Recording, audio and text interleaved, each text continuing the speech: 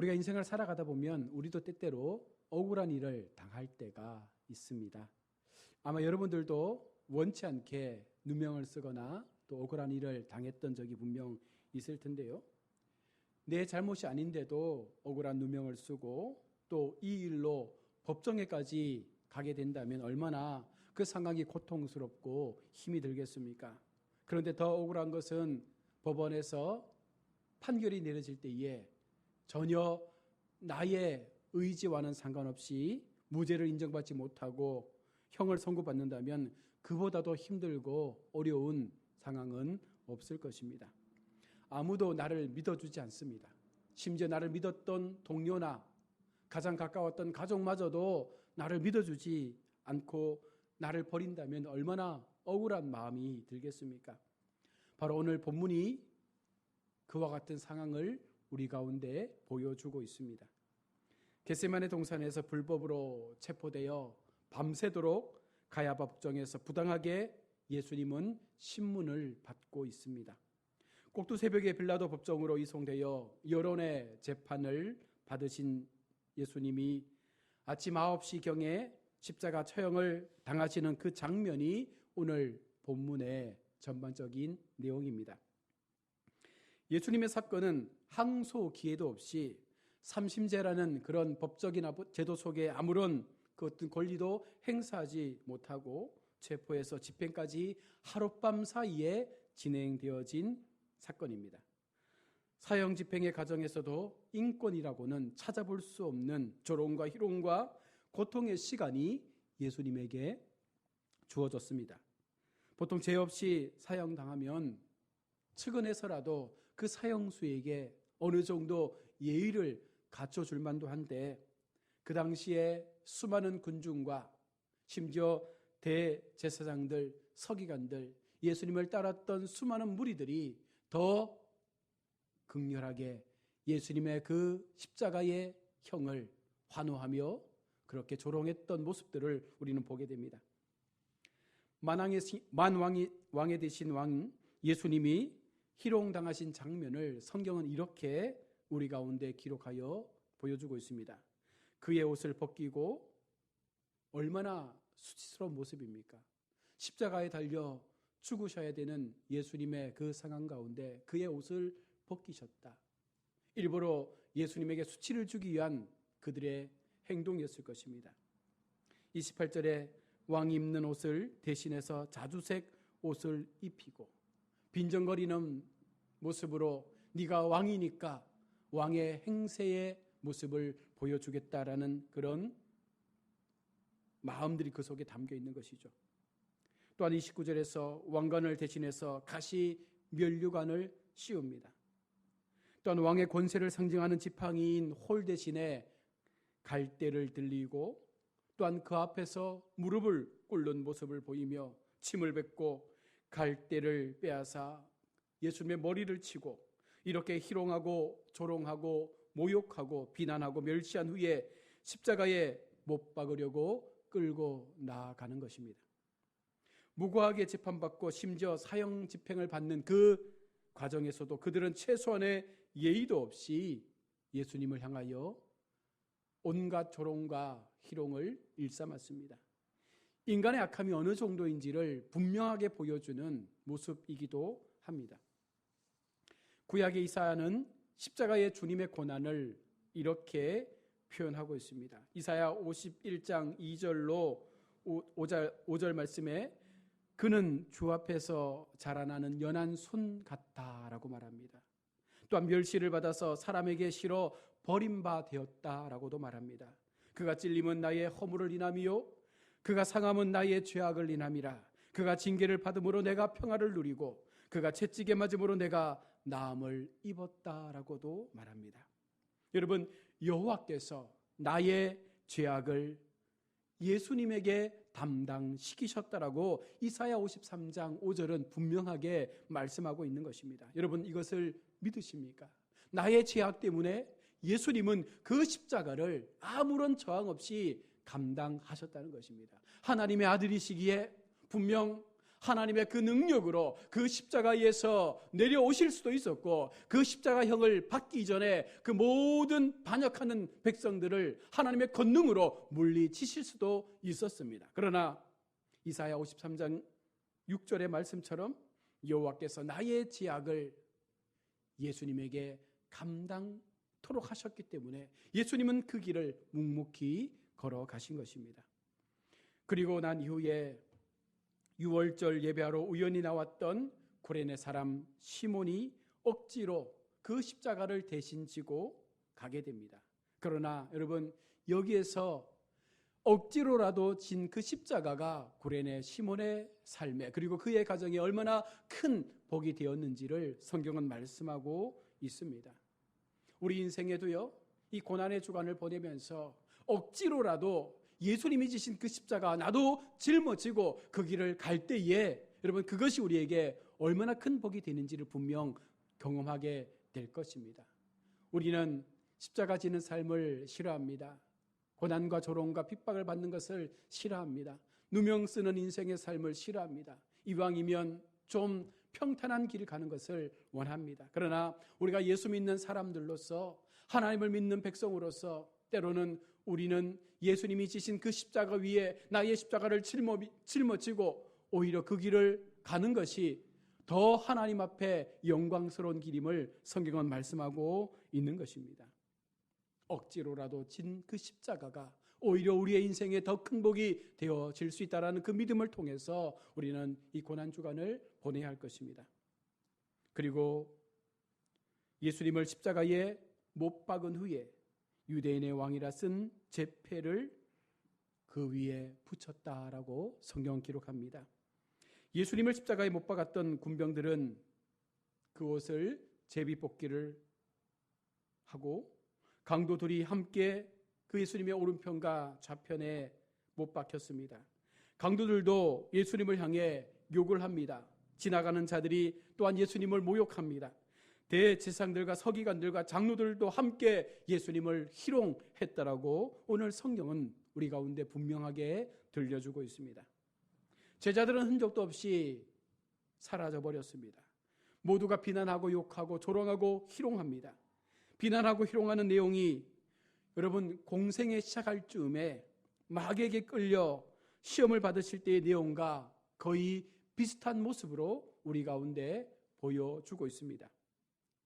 마귀가 예수님을 향하여 말했던 고백입니다. 성전을 헐고 사흘에 짓는 자여, 내가 만일 하나님의 아들이거든 자기를 구원하고 십자가에서 내려오라. 많은 군중들이 예수님을 향해서 얘기하지 않습니까? 너가 하나님의 아들이면 그 십자가에서 내려와라. 그럼 우리가 당신이 하나님의 아들임을 믿겠다라고 말했던 것처럼 마귀가 처음 예수님에게 했던 그와 같은 고백들을 지금 예수님을 조롱하는 사람들이 행하고 있는 것입니다. 또 마귀는 고백합니다. 저가 이스라엘의 왕이로다. 수많은 사람들이 예수님을 조롱하며 네가 이스라엘의 왕이다라고 말하며 그 십자가 위에 왕의 패를 붙여놓았습니다. 또한 지금 십자가에서 내려오면 우리가 믿겠노라 라고 말했던 그 사단의 음성처럼 오늘 많은 사람들이 그렇게 예수님을 향하여 그 악함의 고백들을 행하고 있는 것입니다. 자기가 하나님의 아들이라 했으니 하나님께서 이제 구원하여 주시나 보자. 이 성전 높은 곳에서 뛰어내릴 때 네가 하나님의 아들이라면 수많은 천사들이 땅에 닿기 전에 너를 구원해 줄 것이다. 그와 같은 맥락 속에서 지금 그들은 야비한 마음들을 동원해서 철저하게 마귀가 예수님에게 속삭였던 것처럼 그들이 예수님을 조롱하며 비난하고 있는 것입니다. 그들이 예수님을 향하여 하는 모든 행위가 어쩌면 악한 사단의 그 마음처럼, 그 마음이 예수님과 멀어졌을 때, 그 마음 가운데 하나님의 마음이 사라졌을 때 그들은 철저하게 사단의 마음이 되어져서 예수님을 향하여 조롱하고 핍박하고 비난하는 삶을 살아가고 있는 것입니다. 그러나 이들의 비난 가운데 한결같이 진리의 말들이 포함되어 있다는 것이 놀랍습니다. 예수님은 이렇게 수치를 당해도 조롱의 비난의 멸시에 희롱을 당하심에도 여전히 침묵하시는 예수님처럼 오늘 예수님께서 그렇게 침묵하셨던 그 하나님을 향한 순종의 마음처럼 우리는 예수님의 십자가의 사랑을 기억해야 한다는 것입니다. 주님께서 날 사랑하시기 위해서 그 많은 수치와 말로 다할 수 없는 모욕과 멸시도 참으셨습니다. 그 침묵 속에서 그 사랑하시는 주님의 마음을 우리 가운데 보여주셨다라는 그 사실을 우리가 기억하며 예수님의 그 침묵이 얼마나 우리에게는 은혜가 된 것이고 얼마나 그것이 우리에게는 구원으로 나아갈 수 있는 복의 통로가 되어졌음을 기억할 수 있다면 우리도 세상으로부터 받는 고난 앞에 어쩌면 주님의 마음 담아서 때때로 침묵하며 하나님 앞에 순종할 수 있는 삶의 모습으로 나아가야 하는 것입니다. 주님의 찔림은 나의 허물을 위함입니다. 주님의 상함은 나의 죄악을 인함입니다. 주님이 징계를 받은 것은 바로 내가 평화를 누릴 수 있도록 하기 위함이었습니다. 주님께서 채찍에 맞으신 것은 바로 나로 이 땅 가운데 나음을 입도록 하기 위한 주님의 사랑이었습니다. 하나님께서 나의 죄악을 주님에게 결국 담당시킴으로 말미암아 우리가 다시금 살아나는, 다시금 우리가 주님의 구원의 그 은혜 앞에 세워질 수 있는 복의 자리에 세워진 것입니다. 오늘 이 시간 우리가 아버지 그 사랑에 반응하는 그와 같은 삶을 살아갈 수 있기를 원합니다. 예수님의 고난이 우리에게 주는 교훈이 있습니다.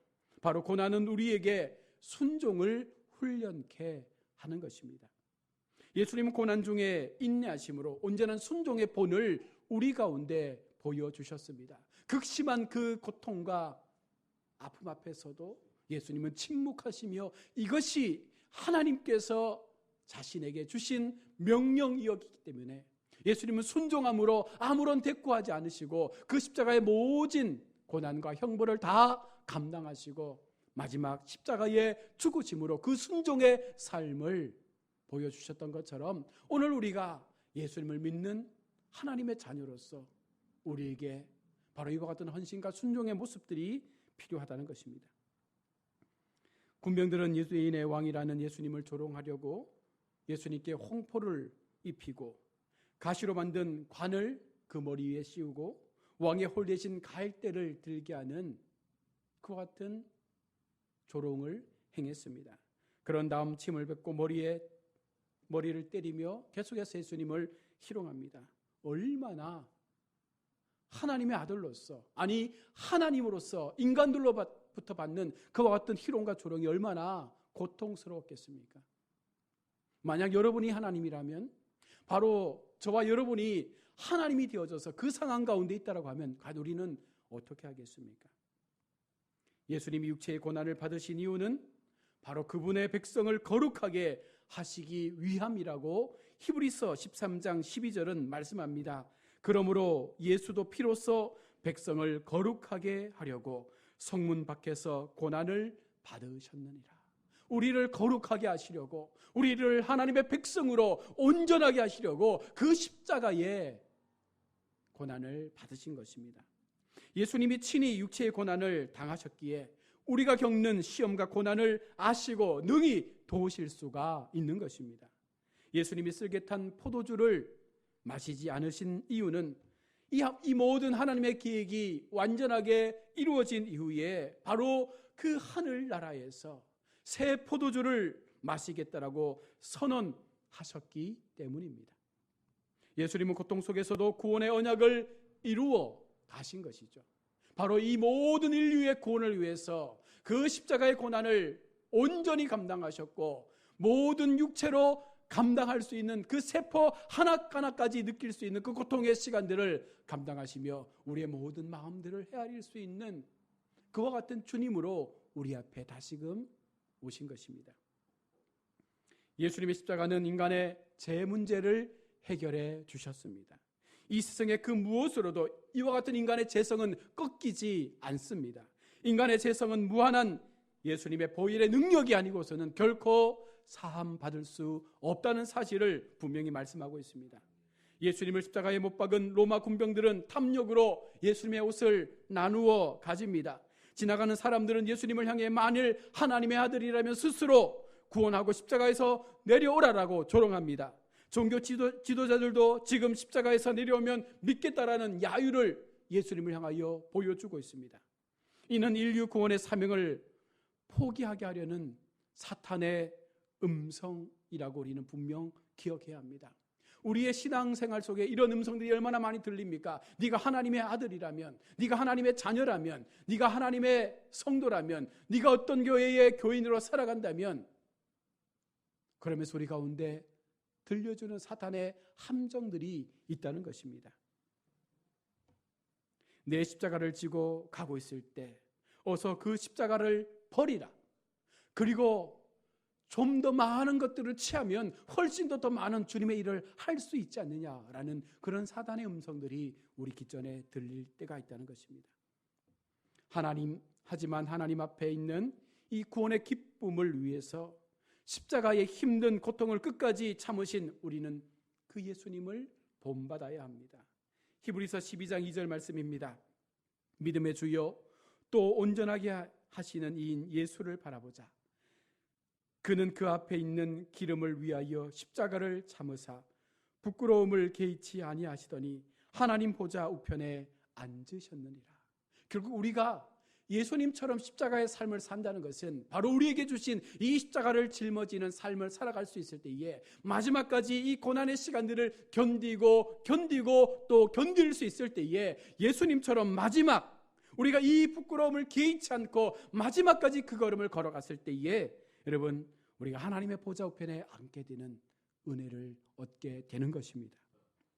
인내로 고난의 시간을 견디며 하나님 앞에 서는 영광의 시간을 우리 가운데 허락하여 주신다는 것입니다. 여러분 억울합니까? 수치스럽습니까? 조롱거리가 된 것처럼 느껴지십니까? 예수님을 믿을 때마다 믿음의 순간순간들을 걸어갈 때마다 수많은 세상의 사람들로부터 수많은 세상의 힘으로부터 아픔을 당하고 고난을 당하고 고통을 당한다라고 느껴지십니까? 예수님의 십자가를 기억하십시오. 그리고 견디십시오. 반드시 하나님께서 오늘 우리를 기억하여 주실 것입니다.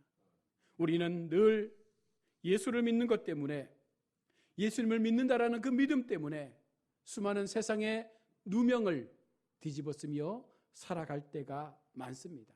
때로는 그 누명 때문에 억울한 죽임을 당할 때도 있습니다. 영적으로, 육체적으로 여러 가지 많은 환경과 상황 속에서 우리는 억울한 그 상황을 맞닥뜨리며 피해보고 그렇게 아파할 때가 분명 있을 것입니다. 그러나 예수님은 우리에게 참으라 말씀하시며 견디라 말씀하시며 이것이 하나님의 뜻이라면 이것이 하나님께서 우리 가운데 말씀하여 주신 순종의 삶이라면 그렇게 순종해서 그것이 우리로 하여금 하나님의 영광을 드러내며 승리의 삶으로 나아갈 수 있는 것이라 확신한다면 그것까지도 참으라 말씀하고 있습니다. 사랑하는 우리 성도 여러분, 고난주간에 우리 시간들을 보내면서 우리 마음 가운데 또 한번 십자가의 진정한 삶을 되짚어 볼 수 있기를 원합니다. 제가 어제 페이스북에 잠깐의 어떤 짧은 글을 올리며 이런 묵상을 했습니다. 고난주간을 보내며 나는 과연 얼마나 주님의 십자가를 내 마음 가운데 새기며 살고 있는가. 생각해 보니 목사라는 이름에 갇혀서 너무나 무덤덤하게 그냥 고난주간이야 라는 교회적 절기만을 지키며 그렇게 살아가고 있는 것 같았습니다. 제 자신이 부끄럽기도 하고 이렇게 사는 모습이 과연 하나님 앞에 진정한 고난에 참여하는 인생의 모습이 맞는가라는 생각도 해보았습니다. 이번 주간은 저는 저 나름대로 미디어 금식을 하면서 하나님 앞에 우리 하나님의 고난을 함께 참여해 보려고 애를 쓰고 있는데요. 여러분 정말 우리가 주님을 사랑한다면 하나님의 자녀로서의 삶을 살기 위해 그 믿음의 모습들을 우리의 삶으로 선포하기를 원하신다면 이 고난주간 그리고 또 맞이할 부활의 그 영광을 우리가 기대하며 오늘 주신 말씀처럼 주님의 뜻이라면 주님 내게 주신 명령이라면 우리가 순종함으로 견딜 수 있는, 또 버틸 수 있는, 끝까지 이겨낼 수 있는 고레네 사람 시몬처럼 우리가 억지로라도 그 십자가 짊어지는 것이 복이 될 수 있음을 믿으며 마지막까지 신앙의 선한 경주 달려가시는 저와 여러분 모두가 될 수 있기를 주의